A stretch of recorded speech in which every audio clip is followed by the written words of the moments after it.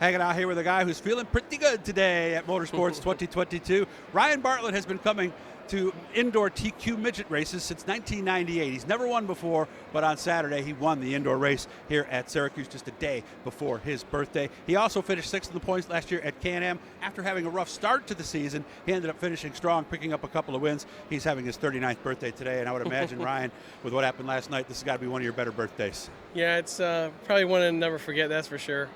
Just the whole weekend, just a phenomenal weekend for us, and they have the car show going on and everything, and a lot of people around. It's really cool, and to do it, to win a race in front of like basically your hometown fans and crowd. We had a lot of support there. It was just incredible feeling.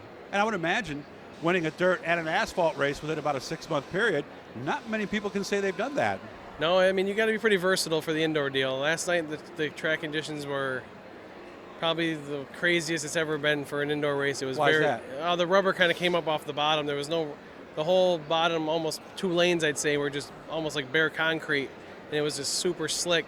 And it was almost like a big dirt cushion, where you could slide right up and like hit a cushion almost. Like you could see there was like a couple inch buildup of rubber up there. It was wild. Okay. So, because I noticed, because in the past it'd been outside dominant pretty much, hadn't it? Well, in years past, there's been inside dominant. It's kind of like a 1-lane kind of deal, and the racing wasn't as good. This year, all 3 events they kind of prepared the track different.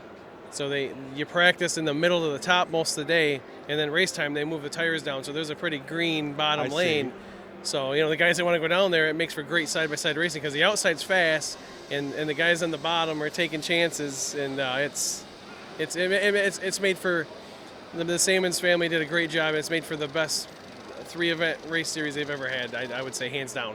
I saw the highlight of that one deal. Was it on a restart where you kind of got on 2 wheels and the other guy ended up riding a wall? Yeah, we had to work hard for it. It was like I said, you kind of wanted to be on the outside, and we were fighting hard at the end with a restart and made a little contact and got tagged in the right rear, and it threw our front end up. I mean, it was just kind of a racing deal, no intent whatsoever. It's just 2 guys going for a win, and it looked like you got on 2 wheels for a second. Yeah, I bicycled up a little bit. I mean, the track was super sticky because you kind of slide and hit that rubber, and it would, upset the car a little. Yeah. And it was just crazy. I mean, those cars are so fast, and the racing's so intense. I mean, anyone who's never been to it, and it's so different to watch it not live. You don't get the same experience when you watch it live. I mean, when I'm watching other guys out there racing, I'm like, it's hard to even imagine even being out there doing it. Like watching it, it's like it's mind blowing. Yeah. And then you get behind the seat, and there's a million things going through your head. There's so many. Yeah, there's no time to relax. Unlike Can-Am, where you got a little straightaway, there's no straightaway. You're constantly just thinking and reacting the whole time. It's 7-second laps. Yeah. It was almost 7 flat last night. It was like, it's an intense kind of racing, and it really keeps us sharp in the winter for. That's true. It keeps us our. I could see that. Yeah, it's like no other. So now we shift gears, start thinking dirt. What are we doing specifically, or do we know yet?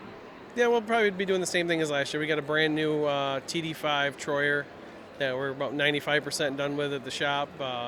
Just waiting for the body to come back, and motor just got put in last week. Good.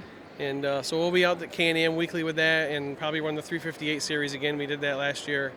And other than that, it'll just be focusing on the track and working with the go-kart program on Saturdays. So it takes our time up for traveling anywhere. So just probably the 1 night a week, and then a few specials here and there in the series. Okay. Next we're going to go. You see the check on top. The car is not a sprint car like maybe you have seen before. There's going to be something new this year. Yep. It is a crate-powered sprint. Get as specific as you want to get on this. Yeah, it's a crate 602 sprint car. Like it's something they race at Ashweekend weekly. They're getting like 60 cars a week out there. They're doing well. Brockville introduced the class 2 years ago. That's growing, and for the cost of the car and the motor, it really is like kind of the best bang for your buck for a racer that. Maybe if you're thinking about a sportsman or you're moving up from like a micro sprint or a kart, I think this is going to be the wave of the future that you're going to see, is because economics-wise, the way the world is today, you want to race something cool and fast. This is kind of like the wave of the future. I think you're going to see it really take off in the next couple of years. And it's a 750 carburetor and on methanol, right? No, it's going to be on race gas. Oh, it is? Okay, that's the part I was still confused. No, it is on methanol. It is carbureted, though, not fuel injected. Yeah, that's why they're running the 750 instead of a 650. So it's cheaper fuel, the whole 9 yards. Yeah, and you use a lot more of it, so that's why you need the bigger carb. Yep. Self-starting? No, these will be push start. Like They a will real be sprint push car. start. Yep. Okay. So everything outside of that, really, you're not going to know as a casual fan that it's really that much different, are you? No, I think you're going to see good side-by-side racing with them, and I think at Brockville they said the lap times are faster than the modifieds. Really? Yeah. All right. So it'll be a cool class. When do we start? Out there, the first weekend is April 9th, the Super Dirt Car Series, the big blocks. Starting right out with kick a big right one. off with a big show, weather permitting. Everything's starting to.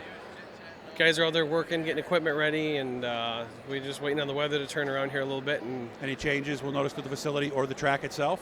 not this year yet. No, it's the same as all the work they put in last year and changes, and the new lights and all that. New bleachers before the COVID. new lights made a huge difference. Oh yeah, the place is awesome out there Yeah. now. It's they actually are the old light system from Weed Sport before they put in their. Oh, So okay. that's where they came from, and it's made a vast improvement on the facility. Well, I'm happy for you. I thought originally it was on his birthday, but I guess I must have looked at the feed after midnight and it said that. But hey, what a great 24 hours for you, and I'm very happy. Yeah, it's been exciting. It's just so surreal and hard to believe. I woke up in the hotel this morning and I look over and see a big trophy sitting there. It was like, what just happened?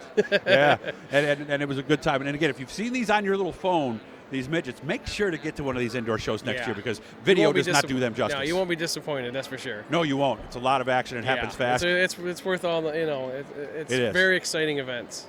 Good luck. Drive safe on the way home, and Thanks. we'll see you at the track soon, okay? Yeah, thanks, Doug. Hit the Bluey, guys. Subscribe. Let me know time we're talking to somebody cool.